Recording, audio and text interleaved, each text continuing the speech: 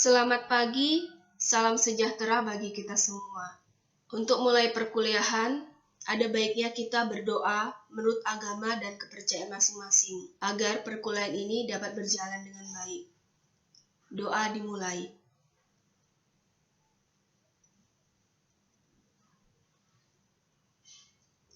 Doa selesai. Baik, untuk mulai perkuliahan pada minggu kedua ini, kita akan membahas mengenai teori merencana satu atau bahasa visual. Dimulai dengan perkenalan saya Sofi Andrianti, SPD MSM, dengan NIP 19001020119032021. Kode mata kuliah ini adalah DKV 1301, Medan 7 September 2020 di Prodi Desain Grafis Politeknik Negeri Media Kreatif PSDKU Medan. Baik, dimulai dari introduction elemen dasar. Ada 5 teori yang akan kita bahas pada pertemuan kali ini. Yang pertama, arti elemen dasar. Yang kedua, elemen-elemen dasar dalam desain. Yang ketiga, elemen-elemen desain grafis berdasarkan bentuk dan sifatnya. Yang keempat, pengantar kreativitas. Dan yang terakhir, hal-hal yang berkaitan dengan desain grafis. Pada materi sub yang pertama, itu adalah arti elemen dasar. Elemen dasar penting dipahami mahasiswa prodi desain grafis sebagai ide dan konsep artistik yang ada di dalam pikiran dapat diwujudkan secara nyata melalui elemen dasar dan prinsip desain. Seperti sebuah fondasi yang harus menopang suatu arsitektur agar tetap kokoh. Artinya, untuk menciptakan suatu karya desain yang original, maka tidak mungkin bisa langsung selesai. Harus mempelajarinya dari elemen dasar. Elemen-elemen dasar terdiri atas titik, garis, bidang, bentuk, tekstur, ruang, ukuran, dan warna. Di sini contoh dari elemen dasar titik. Bisa dilihat sendiri, kumpulan titik-titik itu memvisualkan face seorang wanita yang menunjukkan bahwasannya bagian gelap itu menunjukkan arsiran dari lekukan bagian wajahnya. Sedangkan bagian yang terang itu memperlihatkan cahaya yang berada di face tersebut. Ini ada jenis-jenis garis. Ada 12 jenis garis, macam-macamnya, dengan gambar dan sifatnya. Pada garis lurus, itu sifatnya tenang, stabil, dan malas. Pada garis lengkung, itu sifatnya dinamis, luas, dan lemah. Pada garis patah-patah, itu sifatnya tegas dan teratur. Pada garis cicat, itu sifatnya gerak kilat dan gairah. Pada garis putus-putus, itu bersifat tidak lancar dan tertutup. Pada garis spiral, itu sifatnya lentur, mengalir, dinamis. Pada garis lengkung beraturan, itu sifatnya ajek, kontinu, mengalir, teratur. Pada garis lengkung tak teratur, itu sifatnya dinamis dan ruwet. Pada garis tipis kecil, itu sifatnya lemah dan lembut. Pada garis tebal, itu sifatnya tegas. Pada garis tidak rata, itu sifatnya lemah dan dinamis. Pada garis sejajar, itu sifatnya teratur dan dinamis, disiplin. Pada garis berpotongan, itu sifatnya saling silang, ramai, dan konflik. Baiklah, ini adalah elemen dari bidang. Jadi pada elemen bidang ini, dia hanya bisa dilihat dari satu arah, hanya tampak depan, tapi tidak bisa dilihat dari kanan, kiri, atas, bawah, ataupun dari belakang. Jadi sisi gunungan ini itu ada dua, bagian depan dan bagian belakang. Tapi bagian depan dan bagian belakang itu tidak bisa dilihat secara keseluruhan. Jadi ini termasuk elemen bidang. Ini adalah elemen dari bentuk. Jadi pada bentuk sendiri itu memiliki visualisasi 3 dimensi. Jadi gelas, teko, dan juga botol ini dibuat sedemikian rupa dengan arsiran yang tepat sesuai dengan jatuhnya cahaya akan memvisualkan karakter dari bentuk sendiri. Contohnya saja dari bahan kaca itu transparan, dari bahan gelas itu juga kelihatan dark, dari bahan tekonya sendiri itu karena berbahan dari aluminium, jadi kelihatan elemen aluminiumnya di situ. Jadi setiap perbandingan dari bentuknya ini sangat dipertimbangkan pada arsirannya. Kemudian di sini ada unsur warna.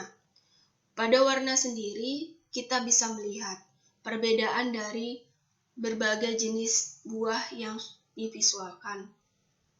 Jadi jika buahnya itu berwarna merah, maka memang harus merah. Kalau buahnya itu berwarna jingga, itu juga dipertimbangkan antara warna jeruk dan juga warna pada kulit nanas. Kemudian ini ada elemen dari ruang. Pada elemen ruang sendiri itu sangat mempertimbangkan perspektif. Jadi pada gambar ini sebenarnya ini adalah kertas ataupun media yang datar, tapi karena bermain dengan perspektif dan juga arsiran, maka bisa kelihatan kedalamannya dari ruang tersebut. Kemudian ini adalah elemen ukuran. Pada bagian pohon yang dekat dengan mata orang yang menggambarnya, itu akan kelihatan besar. Sedangkan ketika dilihat dari jauh, pepohonan ini kelihatan merucut kecil. Karena ini adalah unsur dari perspektif. Pada perspektif sendiri, itu yang dilihat adalah titik hilang dari mata yang penglihat. Untuk materi perspektif nanti akan saya bahas pada materi yang selanjutnya. Di sini adalah unsur ukuran. Jadi pada ukuran sendiri bisa dilihat keseimbangan dari objek tersebut. Pada apel bagian kanan itu dia lebih dekat dari mata si penggambar, sedangkan objek apel bagian kiri itu lebih jauh dari objek yang pertama. Kemudian, kenapa ini bisa terlihat seimbang? Karena didampingin oleh objek yang ketiga. Jadi apelnya itu kelihatan menyerong. Di sini dapat terlihat bahwa kesatuan dari komposisinya benar-benar tertata dengan baik. Baiklah, kita lanjut kepada bagian yang kedua, yaitu elemen-elemen dasar dalam desain. Pada sebuah karya desain grafis, ada elemen-elemen dasar yang menunjang terciptanya suatu karya yang bukan hanya sekedar menarik secara estetika, tetapi juga berhasil menyampaikan pesan dan informasi lebih efektif kepada orang lain. Jadi, hal ini sangat penting bagi mahasiswa yang ingin mempelajari desain grafis untuk mengetahui beberapa elemen-elemen dasar agar desain yang dihasilkan menarik perhatian dan mudah untuk dipahami oleh orang lain. Tugas dari seorang desainer adalah mengarahkan dan membuat konsep pada sebuah karya desain grafis. Jika kreativitas ada, tapi tidak ada imajinasi, maka sebuah karya desain grafis tersebut akan hancur. Artinya, sebuah karya desain bukan untuk ekspresi diri seorang desainer, tetapi untuk orang lain. Dalam penjelasan ini, dapat dipahami bahwa seorang desainer itu membuat visualisasi rancangan desainnya itu atas kebutuhan dari kliennya atau orang lain yang memesan desain kepadanya, bukan semata-mata akan apa yang ingin diekspresikan. Bahwasannya apa yang saya rasakan itu saya visualkan itu berbeda sekali dengan seniman. Karena kalau seniman itu dia lebih mengekspresikan apa yang dipikirkan, apa yang dirasakannya ke dalam visual. Dia tidak bertujuan untuk benar-benar menjual karyanya. Hanya ingin orang lain itu memahami apa yang dia rasakan, apa yang dia pikirkan. Berbeda halnya dengan desainer. Seorang desainer itu harus benar-benar memahami apa yang diinginkan oleh kliennya. Dalam hal ini, seorang desainer itu menjual karyanya kepada kliennya. Jadi untuk karyanya sendiri itu udah ketika sudah dijual itu adalah milik kliennya, bukan lagi itu milik dirinya pribadi. Jadi oleh sebab itu salah satu contohnya, misalnya saja untuk packaging sendiri atau kemasan, itu kalian tidak akan bisa mengetahui siapa yang membuatnya. Karena apa? Karena karya desain packaging tersebut telah dibeli oleh perusahaan yang telah memesannya. Itu salah satu contohnya. Baiklah, di sini saya tampilkan contoh dari tipografi.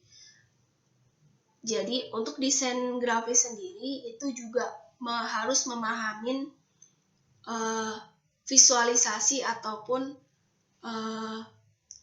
hal-hal yang berkaitan dengan tipografi. Karena tipografi sendiri itu dapat dijual dan banyak sekali pasar yang membutuhkannya. Di sini adalah contoh tipografi yang banyak menggunakan beberapa kata yang disusun sedemikian rupa dengan jenis font yang satu jenis. Jadi untuk tipografi sendiri hindarin font yang lebih dari 3. Itu 3 pun sudah terlalu sulit orang untuk memahaminya. Biasanya sih 1 atau 2. Di sini ada satu jenis karakter tipografi, begitu juga dengan ini. Oke. Tipografi dapat ditempatkan di mana saja, tergantung fungsinya. Ini salah satu contoh dari sebuah desain cover buku, jadi cover bagian dalamnya. Jadi terlihat untuk membuat si cover ini lebih menarik, itu di halaman yang sebelah kiri itu dilanjut gambarnya. Jadi banyak sekali cover-cover yang sengaja untuk melanjutkan halaman. Ada juga cover buku yang bagian tulangnya itu dibuat menyambung dengan cover buku tulang yang bagian selanjutnya. Itu bisa dilihat pada buku-buku yang memang didesain untuk itu. Jadi antara satu dan lainnya itu terjadi keterkaitan. Oke, di sini pada bagian yang ketiga itu elemen-elemen desain grafis berdasarkan bentuk dan sifatnya. Itu seperti yang saya sampaikan tadi, ada 8 elemen. Itu titik, garis, bidang, bentuk. Kita akan membahas ini dulu. Yang pertama, titik. Bentuk titik itu bulatan sederhana yang tidak bersudut tanpa arah. Sifat titik itu tidak memiliki panjang dan lebar, tidak mengambil ruang yang besar, berukuran kecil dan memiliki raut yang sederhana. Berbeda halnya dengan garis. Garis itu adalah bentuk yang terkumpul dari titik-titik. Ini ada beberapa jenis garis yang bisa kalian lihat di slide yang kelima. Tapi ini saya perwakilkan saja. Itu ada garis lurus, lengkung, dan juga kombinasi. Untuk detailnya bisa dilihat di slide yang kelima. Ini ada bidang juga. Pada definisi bidang adalah bentuk yang lebih pipih tanpa ketebalan, mempunyai dimensi panjang, lebar, dan luas. Juga mempunyai kedudukan arah dan dibatasi oleh garis. Sifat bidang itu 2 dimensi pada karya desain grafis. Seperti yang saya jelaskan sebelumnya, bahwasanya itu hanya bisa dilihat dari satu arah, 2 dimensi. Kemudian Selanjutnya ini ada bentuk. Pengertiannya dapat dikategorikan menjadi 3. Jadi ada bentuk geometris, bentuk netral, dan bentuk abstrak. Pada sifat bentuk itu dikategorikan dari huruf, itu karakter tipografi yang saya jelaskan sebelumnya. Kemudian simbol, itu menyederhanakan bentuk yang nyata, itu lambang. Contohnya itu lambang genre pada toilet, itu simbol, ataupun mungkin rambu-rambu lalu lintas. Selanjutnya itu adalah bentuk nyata, itu mencerminkan kondisi objek secara detail, seperti gambar bentuk yang seperti teko, gelas yang sudah saya jelaskan itu adalah bentuk nyata. Selanjutnya pada bagian tekstur, itu definisinya berupa tampilan permukaan atau corak dari suatu bentuk atau benda yang dapat dinilai dengan cara dilihat pada karya visual. Sifat tekstur sering dikategorikan sebagai suatu permukaan benda, misalnya permukaan kayu, karpet, kulit, dan bentuk lain yang memiliki tekstur atau ketika dilihat itu memiliki sifatnya ada yang kasar, ada yang licin, jadi seperti kita bisa merabanya tapi dalam bentuk 2 dimensi, hanya bisa dilihat dari gambar, tapi ketika disentuh pada kertasnya itu sama sekali tidak kelihatan teksturnya. Tapi untuk visualisasi yang 2 dimensi ataupun yang gambar itu kelihatan ada teksturnya, tidak hanya flat saja. Kemudian ada ruang. Di ruang sendiri ini berupa jarak antara satu bentuk dengan bentuk yang lain. Sifat ruang ini dapat memfokuskan mata ke suatu objek dan latar belakang untuk dapat diketahui mana yang kata, kalimat, atau paragraf. Kapan kita harus membaca dan kapan kita harus berhenti. Di ruang sendiri ini, untuk visualisasinya, itu biasanya untuk gambar-gambar yang dikerjakan oleh mahasiswa, kalau misalnya masih ada ruang-ruang yang kosong pada kertas, saya selalu minta untuk menambahkan objek pendukung. Kenapa? Untuk membuat komposisinya menjadi lebih baik. Oke, itu untuk ruang. Selanjutnya untuk ukuran. Pada definisi ukuran ini, itu bisa kecil, sedang, ataupun besar.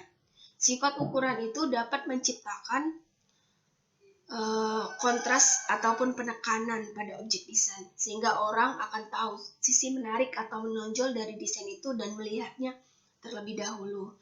Seperti yang saya sampaikan tadi sebelumnya, ukuran dari pohon.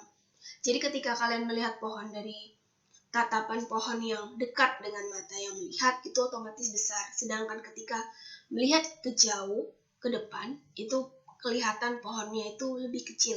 Meskipun jika diukur secara matematis, pohon yang di jauh itu lebih tinggi daripada pohon yang di depan orang yang melihatnya. Itu adalah efek perspektif. Kemudian yang terakhir itu adalah warna. Untuk warna sendiri itu dapat dibedakan menjadi warna aditif dan warna subtraktif. Jadi untuk desain grafis ini ada 2 jenis warna, aditif, subtraktif. Nanti akan saya jelaskan mengenai kedua warna tersebut di materi.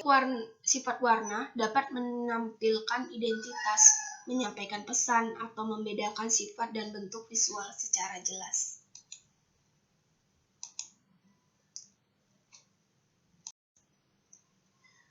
Baiklah, pada bagian keempat ini saya akan menjelaskan mengenai pengantar kreativitas. Itu ada 9 dari pola pikir yang saya ambil. Itu yang pertama, itu saya tidak berbakat untuk kreatif. Jadi jangan pernah punya pemikiran seperti itu. Jadi untuk mengatasinya, agar menjadi lebih kreatif, Anda harus berpikir bahwa asalnya Anda itu adalah kreatif. Seorang kreator yang berkecimpung dalam bidang desain. Oke, pada bagian yang kedua itu kalau saya bisa melakukan suatu hal, itu tidak berarti kreatif. Jangan pernah punya pemikiran seperti itu. Karena banyak hal yang biasanya Anda lakukan itu belum tentu bisa dilakukan oleh orang lain. Salah satu contohnya seperti yang sudah saya berikan. Kalian saya tuntut untuk membuat visualisasi gambar. Jadi belum tentu orang lain yang mungkin kalian kenal bisa untuk menggambar seperti yang kalian lakukan. Itu adalah salah satu bukti itu bahwasannya kalian itu bisa karena kalian melakukannya, yaitu melakukan proses pengerjaan gambar. Oke, pada poin ketiga ini hanya satu hal tipe kreativitas. Menjadi kreatif bukan sebatas ahli dalam mendesain atau menciptakan karya visual. Dalam hal ini, nilai kreativitas itu harus dipupuk di dalam diri seorang desainer. Jadi ketika dia sudah kreatif, itu dia harus memulai sesuatu hal yang lebih dari kreatif. Salah satu contohnya, dia bisa meyakinkan kliennya bahwasannya karya dia itu tidak hanya sekedar kreatif saja, tapi bisa untuk bermanfaat untuk orang lain, misalnya seperti itu. Kemudian yang poin yang keempat, biarkan orang-orang kreatif yang melakukan hal kreatif. Semua orang bertanggung jawab untuk mengontribusikan ide mereka. Jadi jangan pernah punya pemikiran, sudah ada kok tugasnya yang membuat apapun yang berkaitan dengan kreativitas. Jangan pernah punya pemikiran seperti itu, karena seorang desainer itu harus benar-benar memiliki karakter yang memiliki sifat kreatif. Poin yang kelima, kreativitas tidak bisa dipelajari, karena kreativitas itu selalu muncul di seputaran kita. Jadi ketika bangun tidur, melakukan aktivitas, bertemu dengan orang lain, juga melakukan berbagai hal, kegiatan, dan terakhir tidur kembali, itu pasti kalian pernah melakukan kreativitas di rutinitas tersebut. Poin keenam, orang-orang kreatif selalu tampil aneh. Kebanyakan orang berpikir seperti itu. Kreativitas yang disuarakan memunculkan suatu yang baru sehingga tampak beda dari apa yang berlaku. Dalam hal aneh ini bukan dari fashion, tapi dari pola pikir. Seorang desainer yang memiliki kreativitas yang tinggi, itu pola pikirnya itu beda dengan orang-orang yang pada umumnya.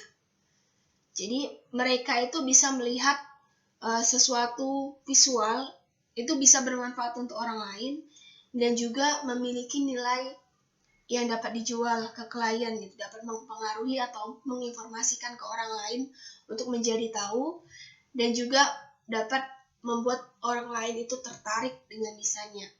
Itu salah satu pola pikir yang orang-orang kreatif yang tampaknya aneh, padahal keanehan itu bukan dalam arti negatif, tapi dalam arti positif.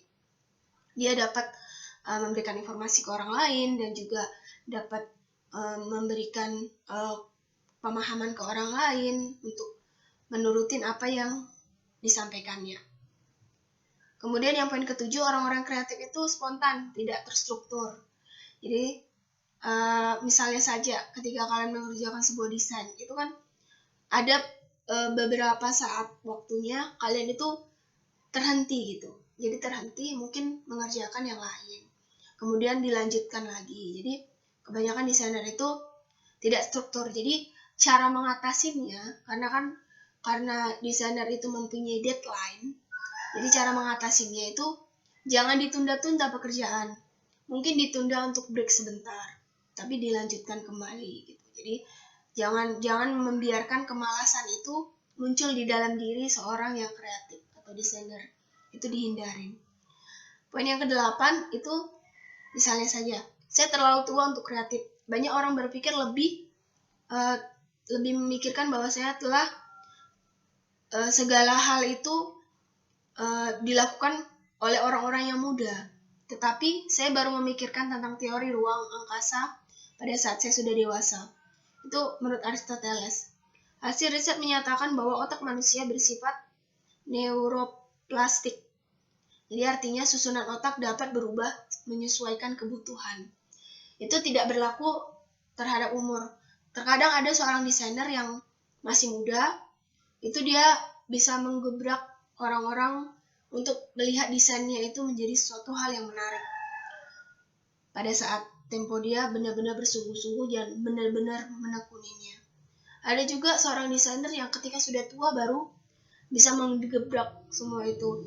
Jadi untuk umur itu saya rasa bukan sebuah hal yang perlu untuk dipikirkan lebih jauh, karena umur itu tidak menunjukkan bahwasannya orang itu kreatif atau tidak. Jadi semua itu tergantung dari niat dan kerja keras yang dilakukan. Dan yang terakhir itu adalah kreativitas berarti menemukan hal-hal baru yang mengubah sesuatu secara signifikan. Ini kita terus beradaptasi dengan lingkungan lewat perubahan-perubahan kecil serta mengoptimalkan kegiatan sehari-hari kita menjadi lebih kreatif. Ini mungkin untuk masa pandemi ini banyak sekali yang berubah untuk kehidupan kita. Jadi desainer-desainer lebih merancang visualisasi periklanan dari dalam karya-karya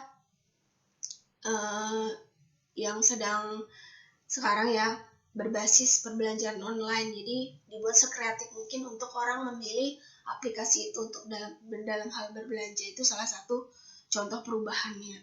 Jadi ketika orang menangkap perubahan itu dan membuat sebuah desain yang mampu untuk diterapkan ke dalam kehidupan, ini lebih duluan dan lebih menggebrak, lebih membuat orang itu lebih tertarik, itu pasti desainnya bisa dinilai itu baik gitu. Oke, yang bagian yang kelima, yang terakhir itu ada hal-hal yang berkaitan dengan desain grafis. Itu ada 3. Yang pertama, karakteristik bentuk. Itu ada 3 subnya. Yang pertama, mampu menangkap adanya bentuk yang mirip. Jadi seperti gambar bentuk tadi. Yang kedua, mampu menemukan apa yang lain dari benda yang berbeda.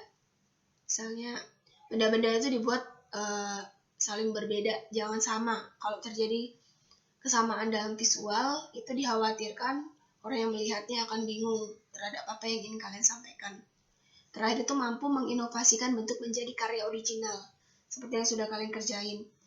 Jadi yang kalian kerjakan itu, kalian melihat karya-karya dari referensi internet, terus kalian inovasikan bentuknya menjadi karya kalian sendiri.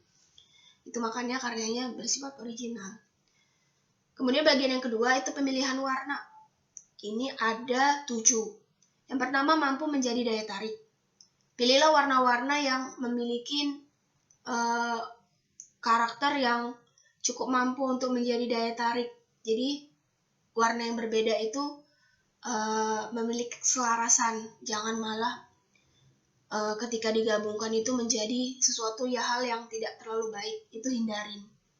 Jadi banyaklah berlatih untuk pewarnaan. Kemudian yang kedua itu mampu mempertahankan daya tarik.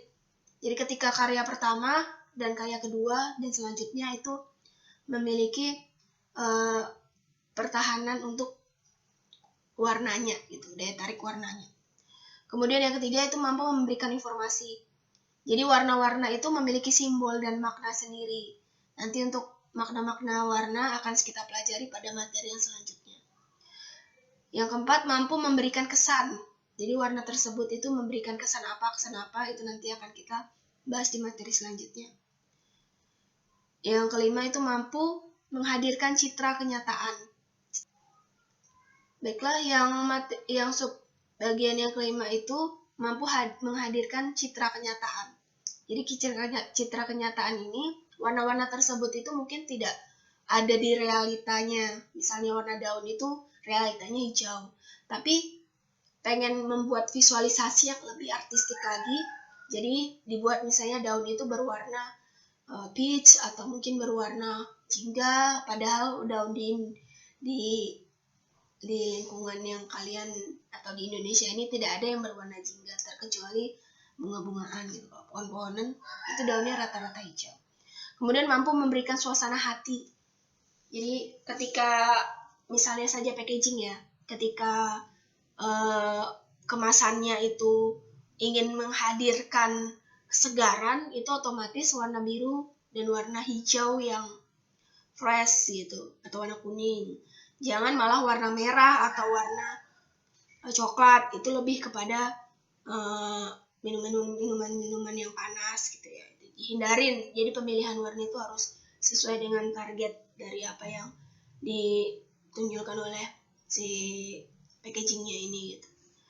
Yang terakhir itu mampu memberikan indikasi holistik. Itu indikasi holistik itu seluruh tanda-tanda yang menarik perhatian orang lain terhadap satu petunjuk. Jadi jangan sampai ketika memilih warna itu malah memberikan perspektif ataupun sudut pandang yang lain dari setiap orangnya. Itu dihindarin. Yang terakhir itu adalah pengaturan komposisi. Ini ada 2. Itu mampu menentukan tata letak objek agar terlihat bagus dan menarik. Kalian sudah mulai mempelajari komposisi pada tugas-tugas yang sudah saya berikan. Yang terakhir itu mampu memanfaatkan ruang kosong untuk berimajinasi. Seperti yang saya bilang, misalnya kalau masih ada ruang kosong atau ruang putih, dimanfaatkan untuk menambah objek pendukung yang lebih imajinatif. Gitu. Itu tidak masalah, itu adalah inovasi kalian sendiri terhadap visual. Oke, selanjutnya ini kita membahas mengenai tugas wajib sesuai dengan kontrak perkuliahan yang sudah disepakati pada minggu sebelumnya. Itu tugas wajibnya itu menggambar grafik image yang mengekspresikan 4 kata yang sudah ada dengan menggunakan 4 bujur sangkar berwarna hitam. Bentuk-bentuk tersebut menggunakan teknik asiran pensil pada media kertas gambar sketchbook ukuran A4. Jadi pada tugas wajib ini didokumentasikan. Untuk referensi tugas wajib ini sudah saya post di Classroom. Jadi silakan lihat di sana contoh-contoh karya Kak kelas kalian. Kemudian di sini ada tugas rutinnya. Itu adalah desain packaging produk industri kreatif dengan elemen dasar desain. Jadi untuk packaging sendiri di sini itu packaging yang belum dikeluarkan oleh pasar gitu. Jadi kalian membuat packaging yang originalnya kalian sendiri. Baik itu minuman, makanan ringan dan sebagainya. Itu kalian buat desain sendiri packagingnya. Mulai belajar lah untuk mendesain sendiri. Oke, di sini tugas dari wajib yang tadi ya, itu membuat tipografi dari nama panjang kalian ya. Ini di sini nama panjang, nama lengkap. Jadi namanya tidak boleh disingkat-singkat. Seperti M. Ilyas Ridho Hasaini ini. Jadi dia M-nya itu benar-benar Muhammad Ilyas Ridho Hasani. Gitu ya. Dan ini juga ada Jalsabila Ijaz Dewana. Ini menggunakan unsur perspektif. Jadi kalau misalnya yang sebelumnya ini menggunakan 2 titik hilang. 1 titik di sini dan 1 titik di sini. Kemudian di sini diambil pertengahan. Jadi ditarik dulu garis. Kemudian ini menyesuaikan dengan titiknya yang 2 tadi. Kemudian disusun hurufnya. Jadi gunakanlah sketch dulu lah biar benar-benar di tengah gitu. Kemudian kalau yang ini itu menggunakan 3 titik hilang. Jadi di sini 1, 2, 3. 1, 2, 3. Jadi buat ketebalannya lebih ke sini. Gitu ya. Kemudian di sini karyanya itu 2 titik hilang dia. Hampir sama seperti Ilyas, tapi ini dia di atas dan di bawah itu sama. Ini jadi seperti dibagi 4 gitu dia. Jadi titik sini. Kemudian ini juga hampir sama. Jadi 2 titik hilang, ditarik garis. Sama juga.